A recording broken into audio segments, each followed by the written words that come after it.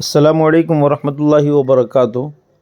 آج 22 دسمبر بروز اتوار ہم تمام کے لیے انتہائی افسوسناک خبر ہے کہ دارالعلوم دیوبند کے شیخ الحدیث ثانی حضرت استاذ الاساتذہ حضرت علامہ قمر الدین صاحب رحمۃ اللہ علیہ دار فانی سے دار حقیقی کی جانب چل بسے ہیں۔ انا للہ و انا الیہ راجعون۔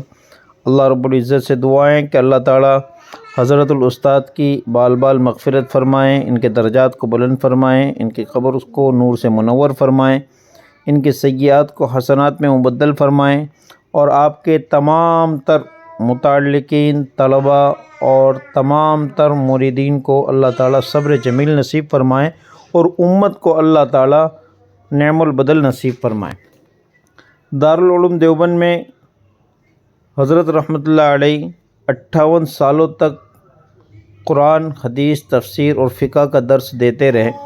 1966 میں آپ دہلی کے مدرسہ عبدالرب میں پڑھا رہے تھے اور 1966 میں آپ دارالعلوم دیوبند تشریف لائے۔